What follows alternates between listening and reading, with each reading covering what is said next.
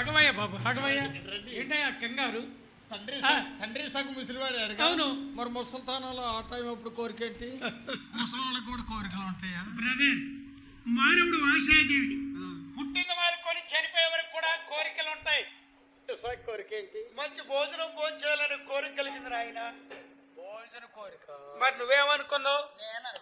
జాగ్రత్త. అవును నాయన, అలా మంచి భోజనం భోంచాలని ఆశ కలిగి తన పెద్ద కుమారుడు ఏశావుని దగ్గరికి పిలిచి, నాయన కుమారా, ఏశావు, నువ్వు ఎప్పుడూ అరణ్యంలో వేటాడుతూ ఉంటావు కదా, నువ్వు తక్షణమే అరణ్యానికి వేటకు వెళ్ళి ఒక లేడినో దుప్పినో వధించి ఆ మాంసాన్ని తెచ్చి మంచి భోజనంగా తయారు చేసినకు పెడితే నాలో ఉన్నటువంటి ఆ దేవుని దీవెనలన్నీ నీపైనే కురిపిస్తాను కుమారా. నాన్నగారు దేవుళ్ళు వస్తారా? అవును బాబు, ఇప్పుడే వెళ్తున్నాను. అబ్బో, చూసారండి, తండ్రి గారు ఎప్పుడైతే పెద్ద కుమారుడు ఏశావు అలా పని అప్పగించారో, తండ్రి గారి మాటను దైవ వాక్కుగా భావించిన ఏశావు పరుగు పరుగున అరణ్యానికి వేటకు వెళ్ళిపోయాడు.